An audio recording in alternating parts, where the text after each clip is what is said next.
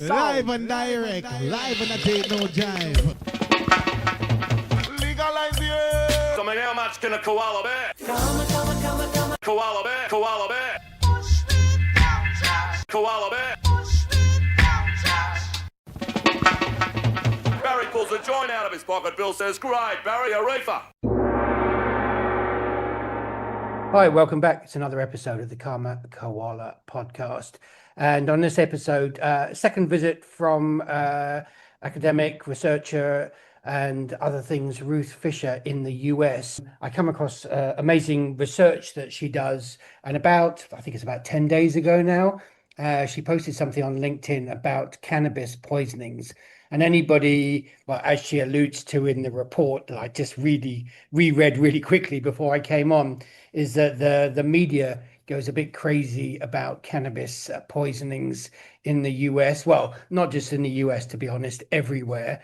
So I thought it's really interesting that she'd actually done some study into this and looked specifically at California. Obviously, that doesn't give us a whole coverage of the US, but it gives us a pretty good idea because California has been doing it for longer than most, as to what cannabis poisonings are, what they mean, and what age groups are involved.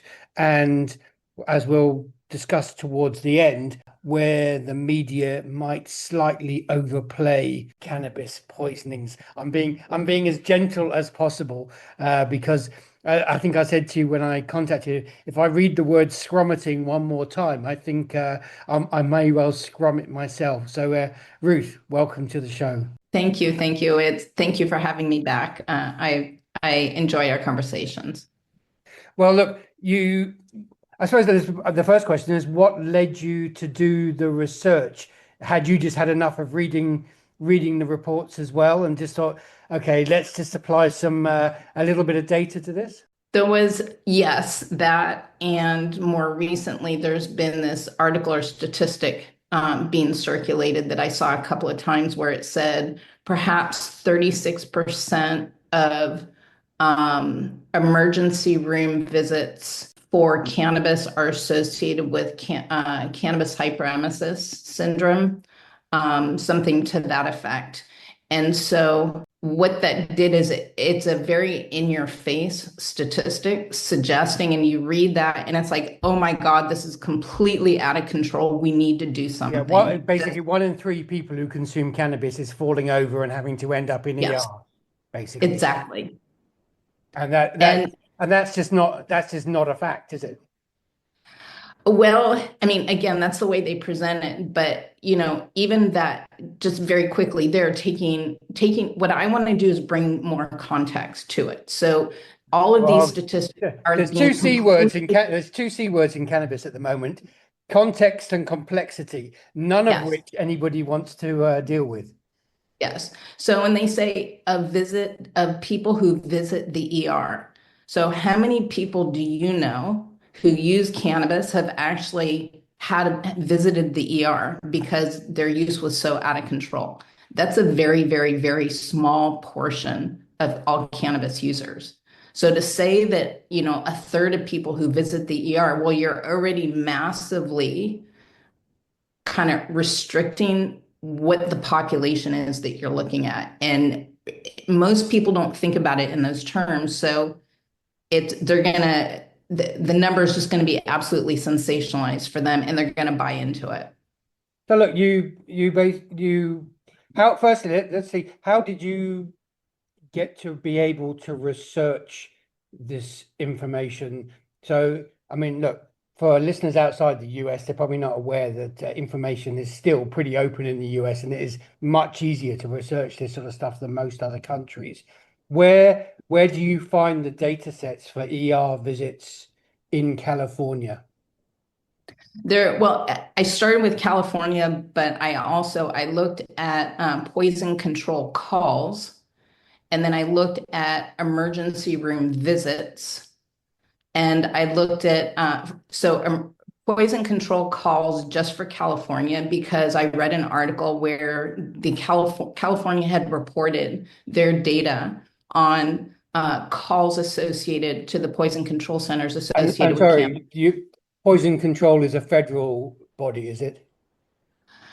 It's interesting because it's an organization and it's .org, and I've tried to get data from them, and you need to pay for data. So it's not really, I think it might be sponsored by government. They might put themselves out there as the authority. They're collecting all the data, but if you want to do a deep dive, it costs a lot of money because I wanted to get access specifically on cannabis. And it was a lot of money to try and access the data I wanted. But you have this organization, in the US, there's a whole network of poison control centers. Okay. And they report their data apparently to this organization, Poison Control, or maybe the mother organization. And so they have a massive database on all the calls and what the calls look like and what they involve. So they're basically a LexisNexis of poison Yes. control, Yes. and then they have that, and then they flog that information out to the only people who can afford them, who are big Yes. pharmaceutical companies. Yes. But the people who Exactly. actually need useful information, like you or I, Right. it's a nightmare to access. Okay. Now they will put, teaser statistics out. So they put out this kind of teaser on cannabis calls to poison control centers. And so is a good data set for California. So I looked at the poison control calls for California.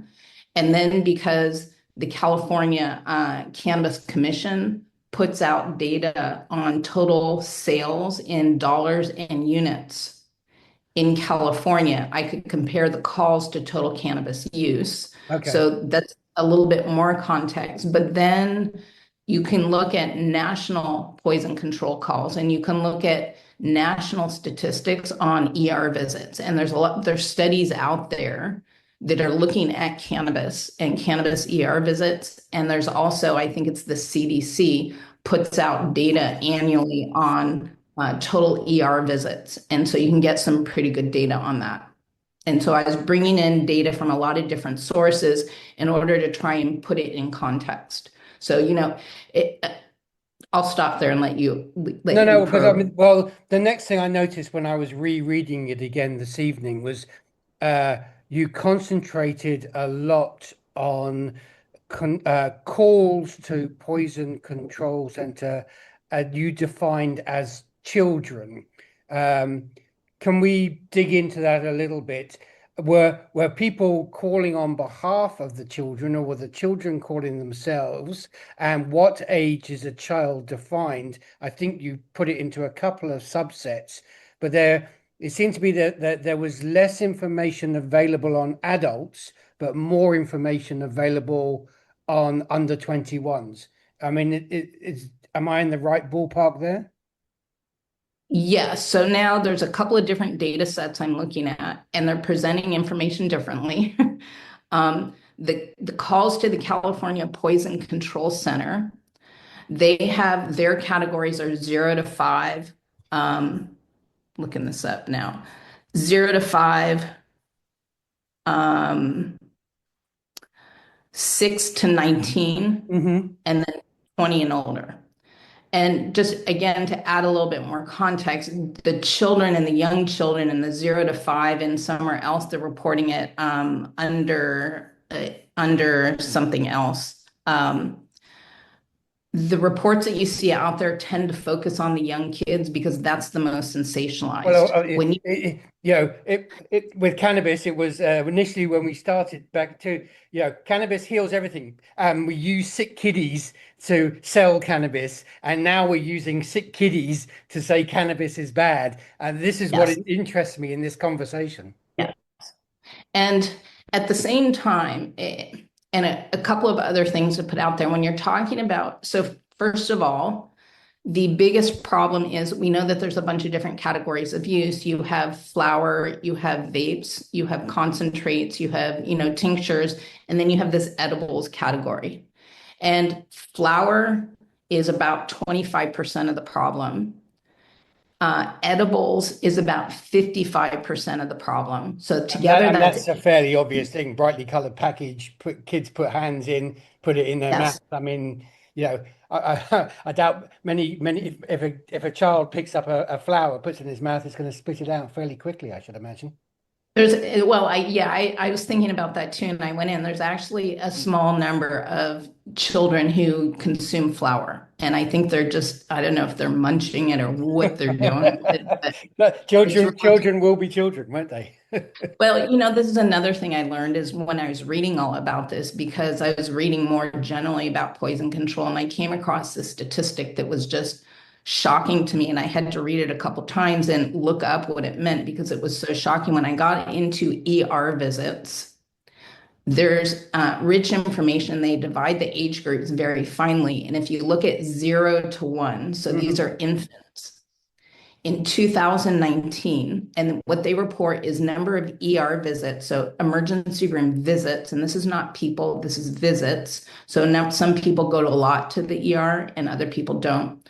2019 for the 0 to 1 group, there were 147 visits per 100 people. What does that mean? That means that for the 0 to 1 age group, they're just going to the ER a whole lot. That for every person, there's 1.5 visits for that age group. Which suggests that there comes from a small percentage of families who might not be managing their own lives, never mind their children's lives. Yes. And overall, the numbers 47 visits per 100 people. So just understanding that, what that says is that every year there are tens of millions of visits by people to the ER. So now when they say visits increase from 1 to 5,000, yes, that's a 500% increase, but you're talking minuscule numbers, a fraction of a percent relative to total numbers. And at the same time, people in cannabis understand that the vast majority of cannabis problems are self-limiting. You go to the ER and they essentially put you in a corner. They might give you liquids or fluids, but they essentially wait for the THC to wear off. And the other, when you're talking about ER visits and also poison control, the biggest problems are painkillers, analgesics, and cleaning substances.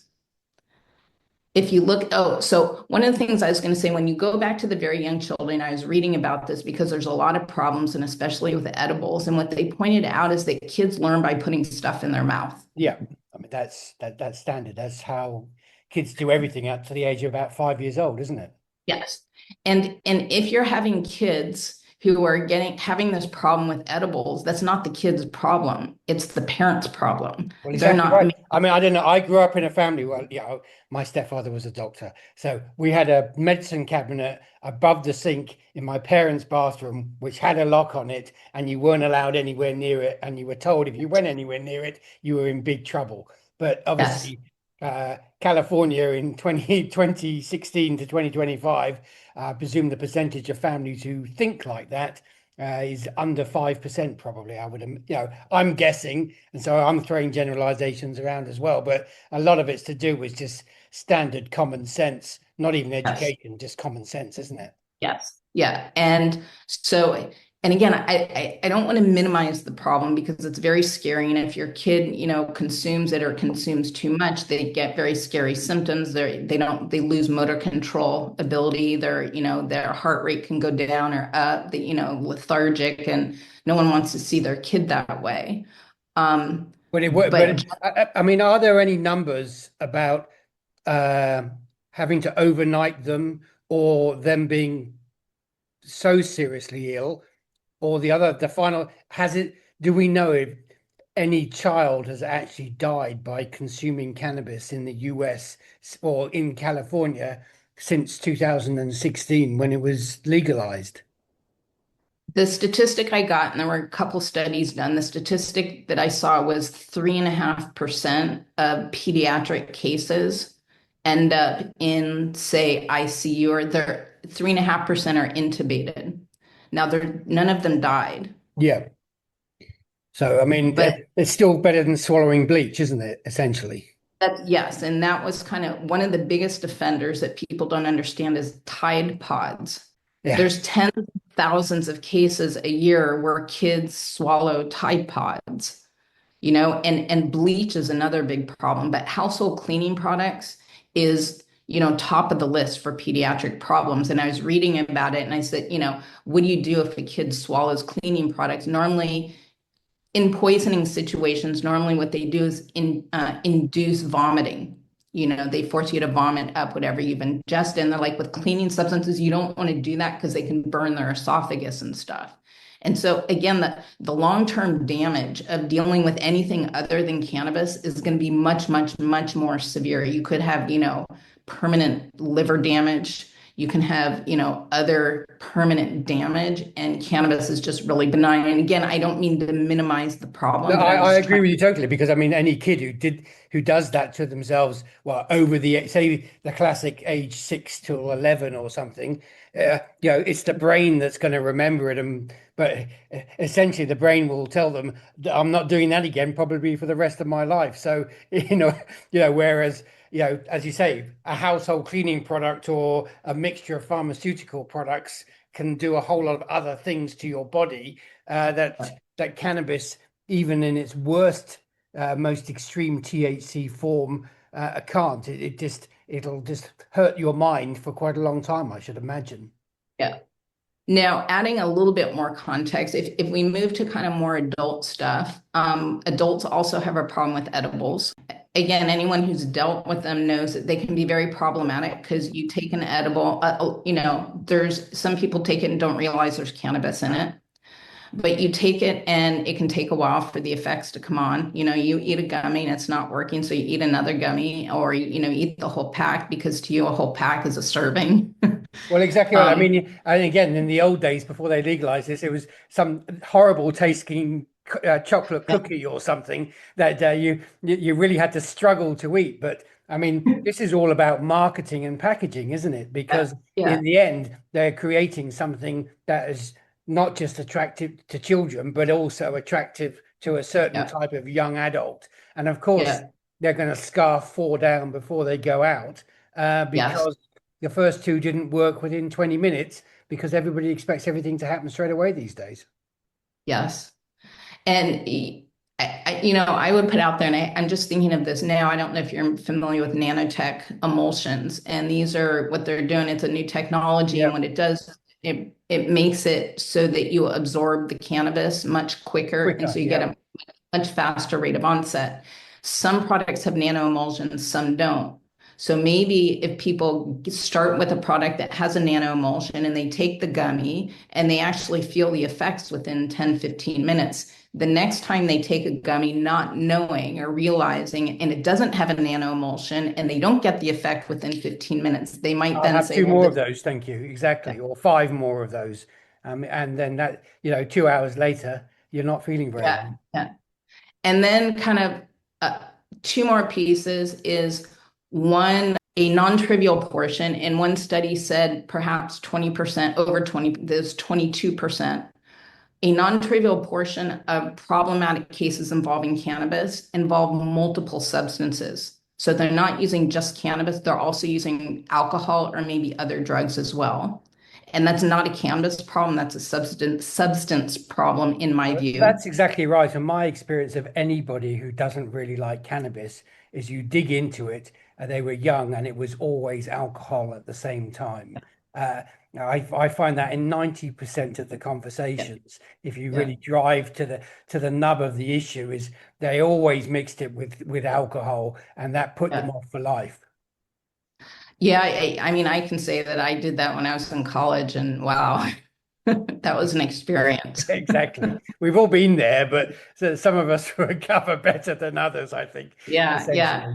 essentially. And then kind of the last piece, other than, the fact that it's a small number within a more problematic situation, is there's a lot of illegal products out there. And again, a non-trivial portion is going to be associated with, the frankenoids or, who And look, knows and they what. look they package them in the same way, so you don't know Yeah. whether it's an illegal or legal product. If you bought it from a gas station, you shouldn't buy it from a gas station. But if you have, because most people are lazy, I'm just going to say that, that's right. I mean, they look exactly the same. They both sets of marketing people, whether they be on one side of the law or the other, is trying to achieve exactly the same thing, sell as much of their product out the door as quickly as possible. Yeah. Yeah. So my conclusions from the analysis is yes, there's people who are having bad experiences. It's, on the order of thousands or maybe tens of thousands of people, but in the context of tens of millions of ER visits and tens or hundreds of millions of units of cannabis being consumed. So when you look at the problems associated with cannabis, and they're growing, and that's because they're growing from small numbers, very small numbers. And so if you grow from 1 to 5, that's a 500% increase. But I looked at your charts, and they do seem to have leveled out and beginning to drop by very small percentages, but they've reached a level that's probably a little too high, but there's always going to be that. So they probably need to drop about, I'm imagining they need to drop about 30%. And really, you're not going to get any better numbers than that with any sort of mass marketed product that is knocking around in a lot of places these days. I would push back on that a bit and say, yes, they're rising, but the amount of cannabis use is also rising.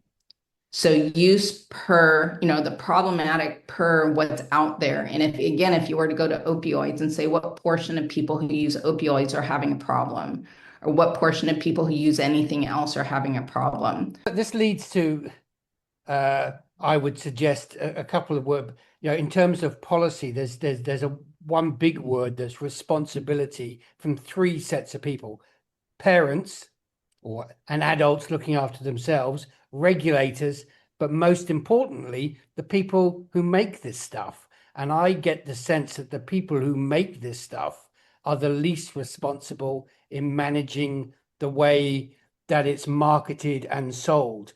I don't think the regulators are terrible in their job. They could be a bit better, but that's the nature of being a regulator. And there seems to be not enough education in the general population to try and persuade adults to take these substances cannabis in the different forms that it's presented in, when it's sold to you, and so you understand how you keep it in the home. I mean, am I being a bit old-fashioned in making those assumptions?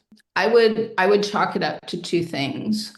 One is, yes, parental responsibility, and the other is just more responsible use. If you're using, no one pops the, 5 painkillers without understanding what they're doing, but they'll eat 5 gummies. And I think that, and I don't know how much of this is people new to cannabis or people who have used it for long periods of time.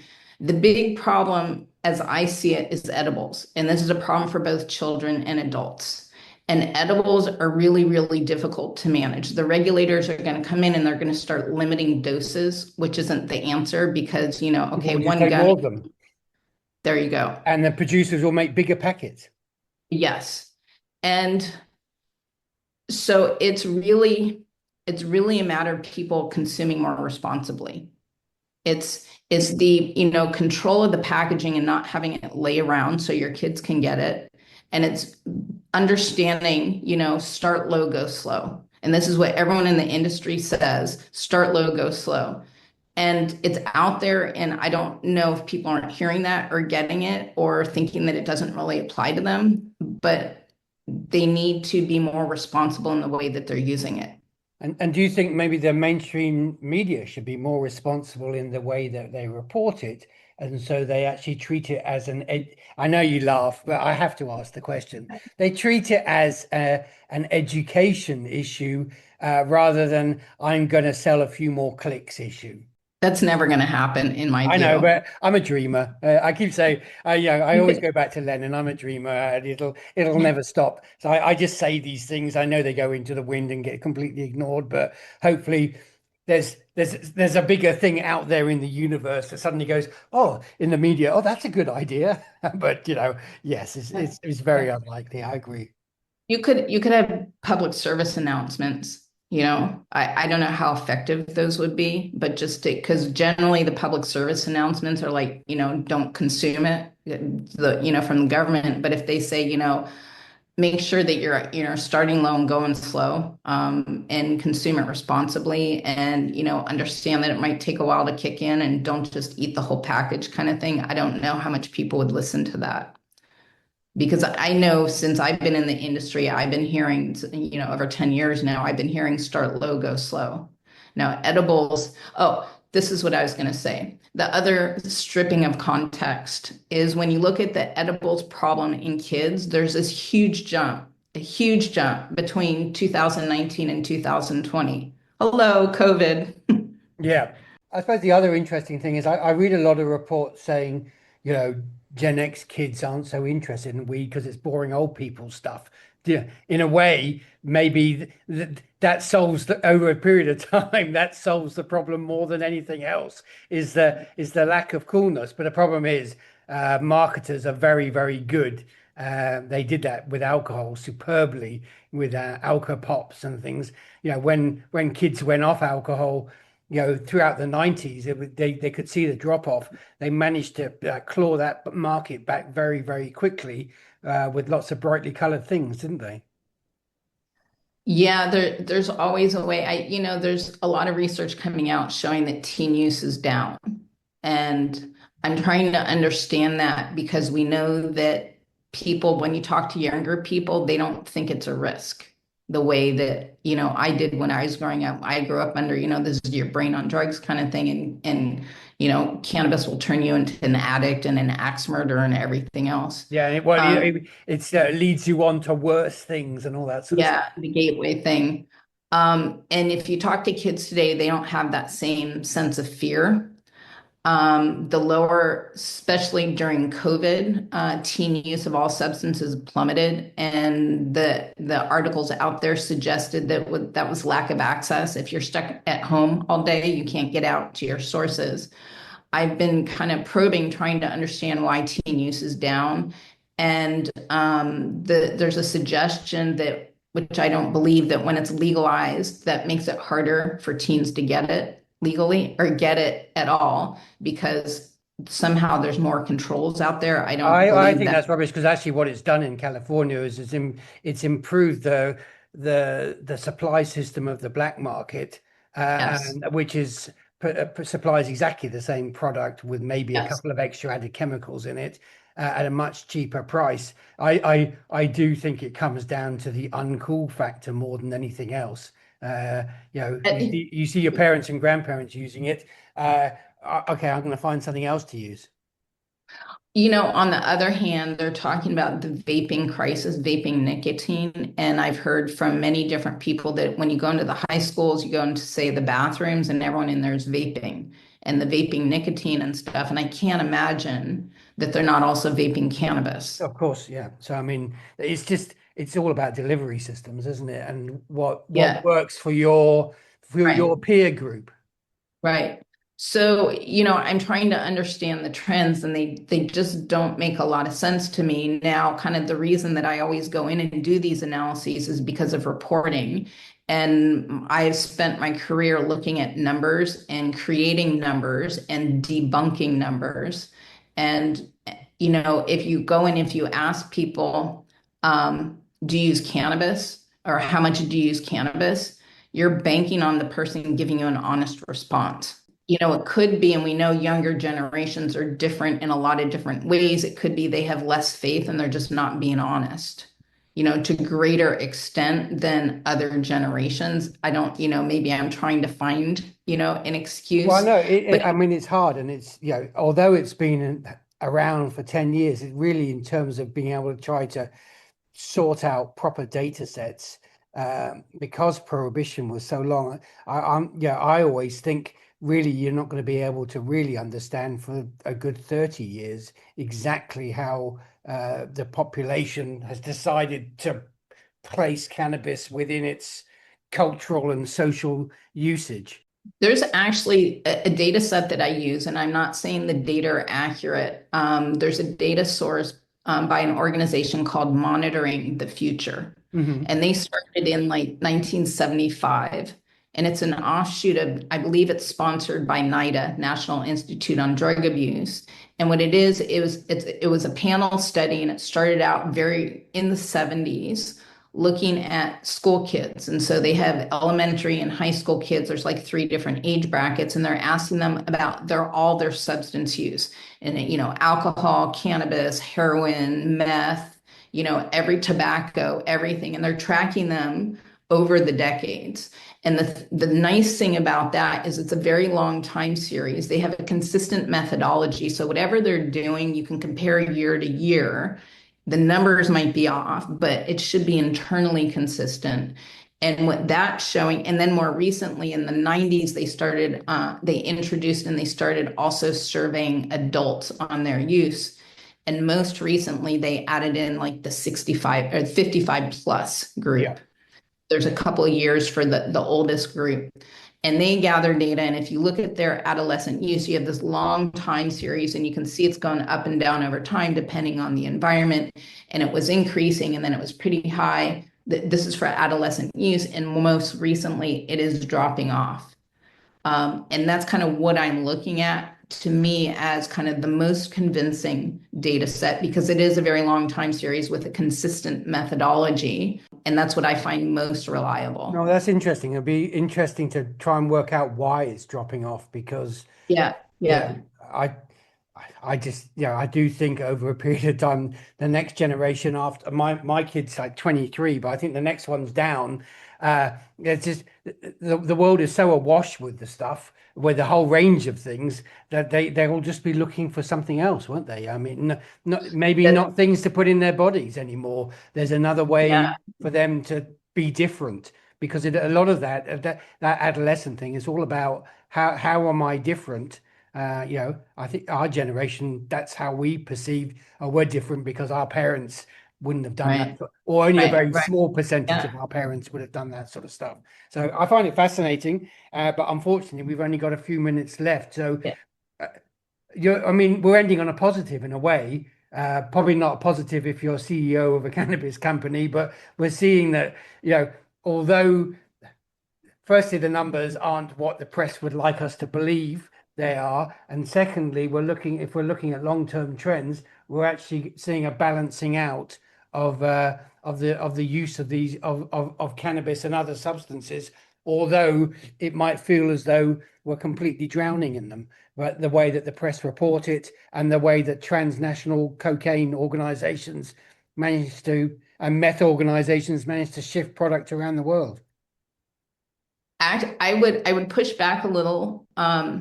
My takeaway is if you look at the problem is relatively small. And when you try and put it in context, all you have are legal numbers. So you can look at total cannabis sales, but that's legal market sales. You have no idea how big the black market is. And when I was looking at the data I got on California, said that the California, it was the California Commission or someone said that there were 1 million pounds of cannabis grown in legal markets, 1 million grown in legal markets, 11 million pounds grown in illegal markets. And so the data that we're tracking is legal market sales, and legal market sales. It's a small percentage of what is the reality of what's out there. And you have no idea. And I have a colleague who honestly believes that the prevalence of use is just enormous. It's roughly, 25 to 30% of the population is what's being captured, but who knows how big it really is. And it's probably much larger. And if we assume that people are understanding that cannabis isn't dangerous and it actually has a lot of therapeutic uses, cannabis use could be actually increasing, possibly significantly, while the problem cases are plateauing.